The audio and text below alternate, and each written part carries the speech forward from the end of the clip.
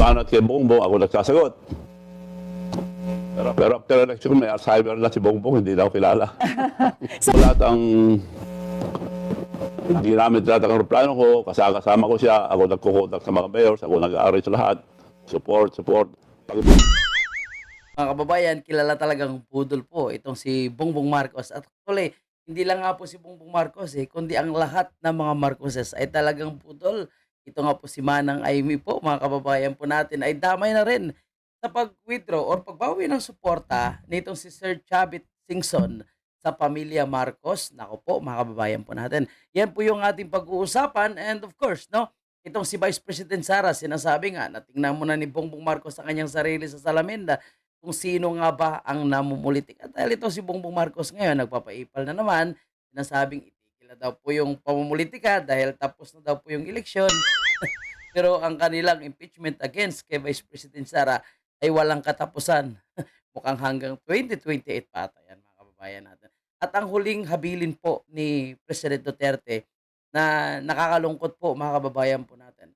Marami yung nag-react at yun nga, no, marami yung umiyak na rin nang marinig po nila yung sinabi ni Vice President Sara na tila ba naghahabili na si President Duterte na kung sakali man na siya po ay binawian ng kanyang buhay doon sa dahig, ay wag na daw po iuwi ang kanyang bangkay sa Pilipinas at doon na lang siya ikremate. So isama natin sa ating pag-uusapan, of course, no, mataas yung emosyon ng mga Pilipino ngayong araw dahil diyan sa tila ba huling habilin ng ating dating President Duterte. So puntahan muna natin, mga kababayan, itong sinabi po ni Sir Chavit Singson. Sabi ni Sir Chavit Singson, after the election, may Alzheimer na si Bongbong, di na ako kilala. Yan po ang pagkabanggit ng former Governor Chavit Singson o kilala bilang Manong Chavit. Siyempre Sir Chavit yung kilala natin dyan dahil karapat dapat namang bigyan ng title ang taong ito na talagang may paninindigan at matulungin pa rin sa kapwa. Ito po ay politiko man o hindi. So, saludo po tayo dito kay Sir Chavit Singson. Anyway, mga kababayan po natin, na sabi nga po ni Sir Chavit yan, dahil po sa matinding pamumulitika nitong gobyerno ni Marcos Jr., isa po sa rason kung bakit tinulungan niya na manalo itong si Bongbong Marcos dahil din po sa pakiusap niya kay Vice President Sara na kung sakali si Bongbong na lang muna ang magpipresidente at susunod na lang si VP Sara. And syempre si VP Sara, bilang respeto po dito kay Sir Chavit Singson, ay pinagbigyan na lang itong budol-budol man BBM, mga kababayan po natin. Ngunit ngayon, nasabi nga ni Sir Chavit Singson, mag-withdraw na siya. Anyway, bago natin puntahan yung exclusive interview ni Sir Chavit Singson sa Bilyonaryo News Channel, ito muna ang sagot ni VP Sara, no? Sinasabi ni Bongbong Marcos na itigil na daw po yung pamumulitika at focus na lang daw po sa trabaho. Ang kapal ng pagmumukha.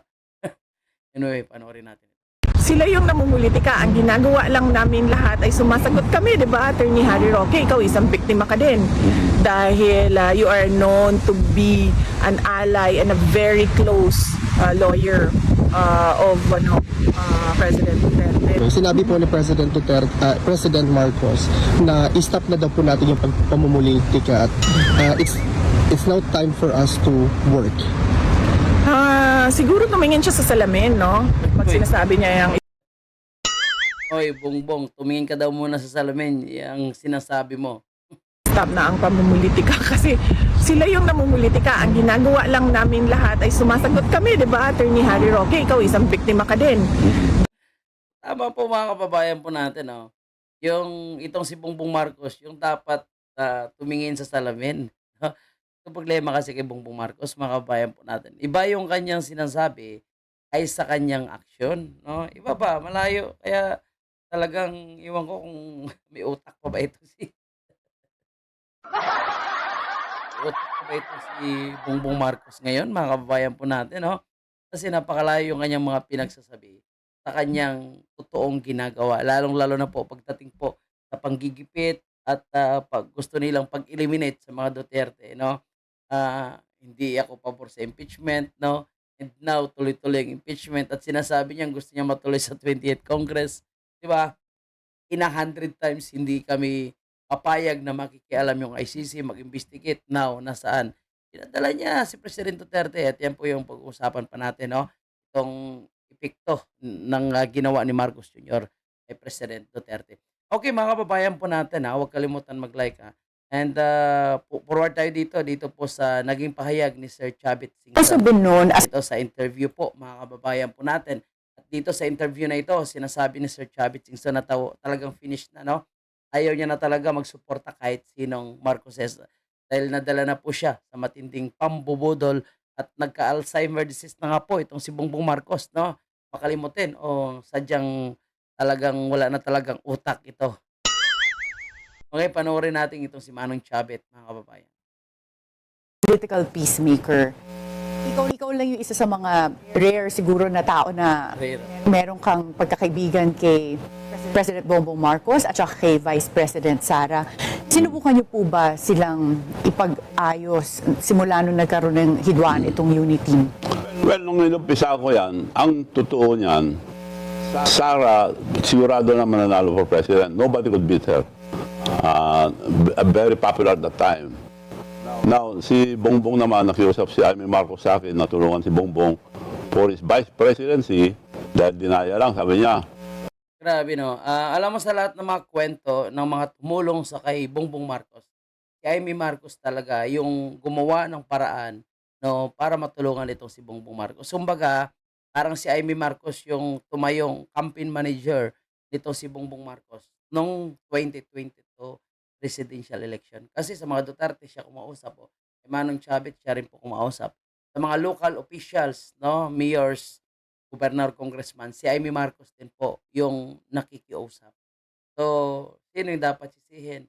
Ngayon, alam mo, yung kwento po dito ni Sir Chavit Singson ay talagang lumalabas ang katotohanan na itong si Amy Marcos talaga ay ginagamit din ngayon ng mga Duterte, no, para siya ay makabalik. And then, ngayon nakabalik na siya, no, dapat it's time naman to pay back pa. Hindi naman naniningil yung mga Duterte. So, gawin niya dapat yung lahat na kanyang makakaya dahil kung hindi dahil sa kanya, hindi naging presidente yan si Bongbong. Kung hindi presidente si Bongbong, hindi rin po napadala sa dahig si President Duterte. Pero wala naman tayong magawa at hindi na po natin mabalik. Pero may magagawa po itong si Amy Marcos na kasama sa mga pambubudol na nangyayari, no, para patunayan na siya talaga ay seryoso sa kanyang pangako noong nakaraang eleksyon na tutulong siya, gagawin niya ang kanyang makakaya para matulungan si President Duterte na maibalik sa Pilipinas at madepensahan itong si Vice President Sara. Tawagin muna yung mga leaders sa North bago ako makapagbigay ng desisyon ko na tutulong sa inyo ako. I will invite them, Manong, all the leaders in the North, but I'll use your name because you're the president of the Mayor's League. Sige ako. Inimbita niya, dumating naman lahat. So, So, grabe, no? Talagang sadyang napakalakas ni Chavit, no? Kumbaga dito sa kwento niya, mga kababayan po natin, sinasabi niya na bago mag-invite itong si Amy Marcos, eh talagang ano ito, no? Talagang dumadaan muna sa kanya. So, pinapaalam muna sa kanya at ginagamit po itong pangalan ni Manong Chavit. So, ganyan kalakas si Chavit actually sa Norte. Napakalakas talaga, mga kababayan natin. Kaya malaking kawalan po sa aliado nitong si Bongbong Marcos. Itong official declaration ni Manong Chavit Singson na hindi na sila magsusuporta. At kinikwento niya nga kung paano talaga siya binudol-budol, no, nitong pamilya ng Marcos. wala nang pagkakataon na gano'n dahil nung kinausap ko si Sara na pag nag-file ka, willing si Bongbong, yun ang usapan namin dahil kami mga mayors, committed na kami sa iyo. As we have committed. So he's willing to slide down. Hindi naman, hindi na ako tatakbo ngayon, next time na lang, sabi niya. Eh bakit naman? Hindi, marami rin naging, hindi ko nang makwento yung mga nangyari. So, ayaw na niya. So in the So end, ako kay Bongbong, bingo ako, wala ka ng kalaban. Yung pinakamalakas for president, ayaw na tumakbo, di good for you. Tuwan-tuwa siya. Tuloy-tuloy na kami lahat. Tuloy-tuloy. Wala kami, ako lahat ang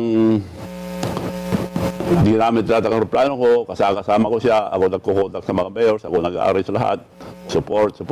Pag may banat kay Bongbong, ako nagsasagot. Pero after election, may Alzheimer na si Bongbong, hindi na ako kilala. So ngayon po ba, Siya pa yung sumasagot sa banat, no?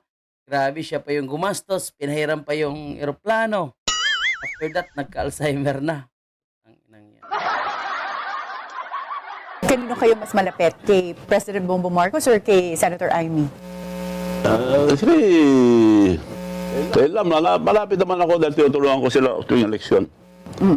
So, ito na siguro last na pag Naku po mga kababayan po natin. Last na daw po talaga ito, sabi ni Manong Chavit, no?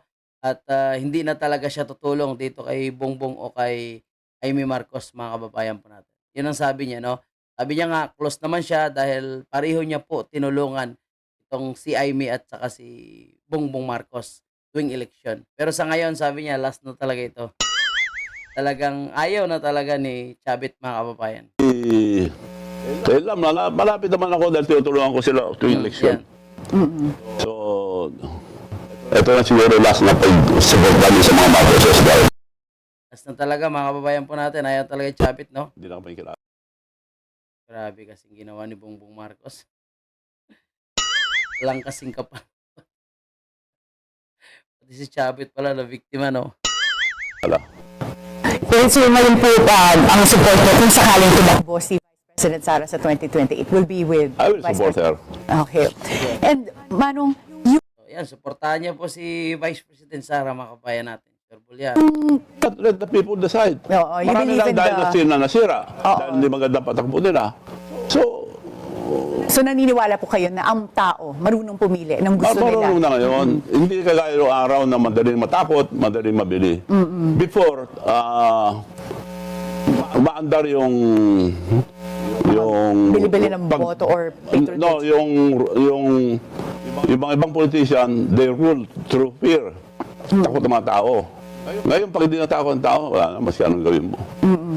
As a kingmaker, sino sa tingin niyo po ang malakas na kandidato for the 2028 elections, sa presidential elections? Well, as of now, wala, si Sara Duterte pa rin. May As of naisip po ba now, ewan kayong ko mga kung dark masisira horse niya. na maaaring lumutang? Wala pa ako nakikita. Depende lahat sa impeachment na mangyayari. Dahil kung masira nila si Sara o hindi. Pero malakas pa rin si Sara. Na nakita mo, nag-impeachment. Lahat yung endorse ni BBM, bumagsak.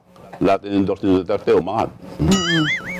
So, ayan ha, tingnan niyo po kung gaano ka-sharp itong utak ni Manong Chavit Singson, no? Siyempre, mas matanda ito kaysa kay Marcos. Pero tingnan niyo po ang kanyang obserbasyon na talagang kahit may impeachment, lahat pa rin na in-endorse ni Vice President Sara ng mga Duterte ay umangat pa rin. Kay Bongbong Marcos, bagsak. At yun nga po mga kababayan po natin dahil sa usaping budol Bigay na siya ng kanyang mga huling habili. mga kababayan po natin. So ito ngayon si President Duterte na pinakulong nitong isang budol-budol ngiwi man, no? Na si Bongbong Marcos ay naku po nakakalungkot itong balitang ito na talagang nag-iwan na po ng kanyang huling habilin, no? Para sa sambayan ng Pilipino. Ito po at pakinggan natin, gusto ko galing mismo kay Vice President Sara kung ano po yung huling habilin ng ating Tatay Digong. Bigay na siya ng kanyang mga huling habilin. Sabi niya kung saan daw siya mamatay, doon daw siya i-cremate. Okay, so sabi niya, sabi niya kung mamatay daw siya dito sa Netherlands, wag na daw iuwi yung kanyang katawan sa Pilipinas.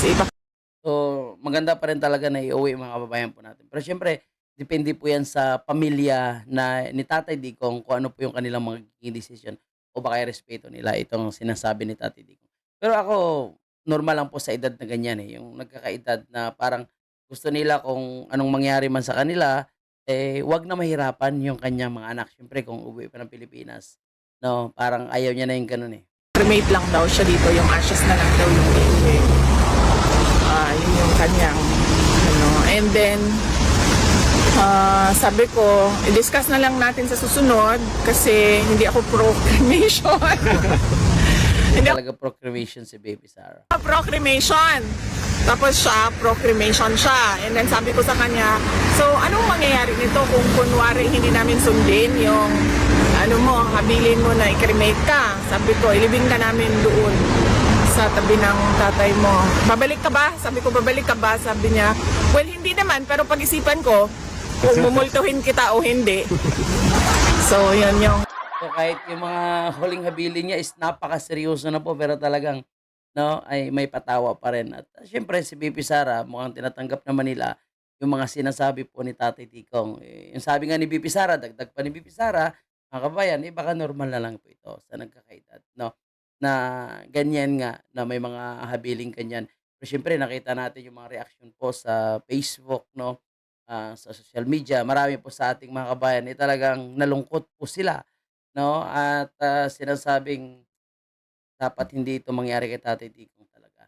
No, kaya dapat ngayon pa lang ay magawa ng paraan na mapauwi po itong si Tatay Digong. And good job po kay Senator Robin Padilla na talagang nagdo-double time po ito na ma-push itong Senate resolution para ma-repatriate itong si President Duterte pauwi ng Pilipinas. Alam natin mayroon talagang haharang at haharang, mayroon talagang kukontra, lalo na itong nasa Malacanang, na patuloy pa rin na nagsisinungaling at nagmamalinis. Pero hopefully sana mag-join force ang lahat ng mga senador, kongresista na alay po ng mga Duterte at mapauwi po ito si President Duterte. Hindi magtagumpay ang mga galawan ng mga makaliwa, galawan ng mga NPA dyan sa Kongreso na gusto nilang pigilan, na mapauwi si President Duterte at nagfile pa sila ng mga resolusyon para daw po pigilan itong interim release ni President Duterte.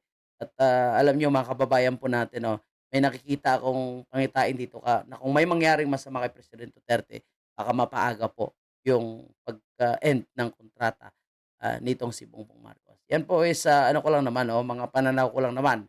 Pero malaki ang posibilidad na talagang gulo ito sa Pilipinas kung sakaling may mangyari po kay President Duterte sa dahig, mga kababayan. Pero anyway, sa ngayon, ipanalangin lang po natin bigyan pa ng sapat na lakas, kalusugan ito si President Duterte hanggang makauwi po siya sa Pilipinas at masilayan niya po yung mahal niya na bansa na kanyang pinaglalaban against sa mga sindikato, kriminal, dorogista, korap at itong bangag na administrasyon ngayon ay pilit na naman na binabalik itong mga illegal, na nangyari sa ating bansa. And of course, itong political prosecution na kanilang ginagawa. Anyway, kapit-bisig lang po tayo. Tuloy-tuloy lang po natin ito, mga kabayan po natin. At of course, sa mga nanonood po natin, sa mga legit supporter po natin, bukas po yung ating comment section para sa inyong komento at opinion patungkol po sa ating pinag-uusapan. No? Itong sinasabi ni Sir Chavit Singson na talagang hindi na po sila susuporta sa mga Marcos. Itong sinasabi ni BP Sara na dapat manalamin muna itong si Bongbong Marcos. Sinasabi niyang bawal na yung pamumulitika, magtrabaho na.